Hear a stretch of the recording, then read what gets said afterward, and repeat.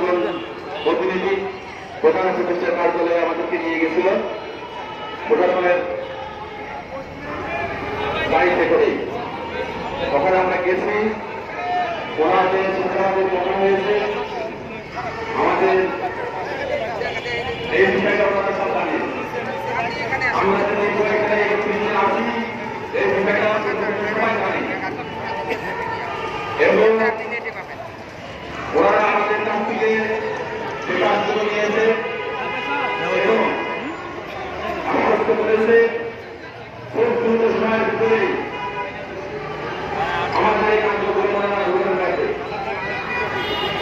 আরেকটা বিষয় আপনাদের বলব, ওখানে সরকারের ঊর্ধ্বতন কর্মকর্তা দুজন ছিলেন, একজন আমাদের এলাকার, ওনার সাথে কথা বলেছি এবং দুজন ঊর্ধ্বতন কর্মকর্তা কথা বলেছে যে আপনাদের যদি আমরা ব্যক্তিগতভাবে যতটা সহযোগিতা করার দরকার আমরা করবো। সুতরাং আপনারা আপনারা দীর্ঘদিন করেছেন, আমাদের সাথে থেকেছেন। তো ইনশাআল্লাহ আমরা কেন্দ্রীয় কমিটি এই কাজটা না হওয়া পর্যন্ত ঢাকায় অবস্থান করে আমাদের এই কাজটা দ্রুত বাস্তবায়ন করার জন্য যা যা করা আমরা সেটা করবো ইনশাআল্লাহ। আমাদের মনে বিশ্বাস রাখেন, আস্থা রাখেন। আর একটা কথা আপনাদের বলবো যে কিছু শক্তি মহল আছে, যখন ভালো কিছু হতে চায় তখন আমাদের বিভ্রান্ত হয়। আপনারা কোনো প্রকার বিভ্রান্ত হবেন না। একটা জিনিস মনে রাখবেন, জাতীয়করণ এটা জাতীয় ইস্যু, সুতরাং এটা সরকারের সিদ্ধান্ত।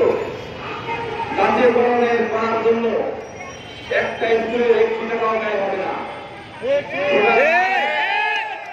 কোন প্রযুক্তি মহলের দ্বারাই আপনারা ক্ষতিগ্রস্ত হবেন না এবং কাউকে হতে দেবেন না। আরেকটা কথা বলবো আপনাদের, বাংলাদেশ বেসরকারি শিক্ষক সমিতি কেন্দ্রীয়ভাবে আমরা একটা সিদ্ধান্ত নিয়েছে, তারা আমাদের এই মাঠে নির্বাচিত হয়ে এই লোকগুলোকে আমরা জেলা কমিটি করা হবে। যারা এখানে পরিশ্রম করেছে, যাদের ঘাম ধরেছে, যারা খাইয়ে না খেয়ে কষ্ট করেছে, তারা এই কমিটিতে আসবে। এর বাইরে এমনি সদস্য হিসেবে থাকবে, তারা কোনো কষ্ট হতে চাইবে না। তাই আপনারা আপনাদের সবাই ভালো থাকেন, সুস্থ থাকবেন, এই কথা বলেছেন।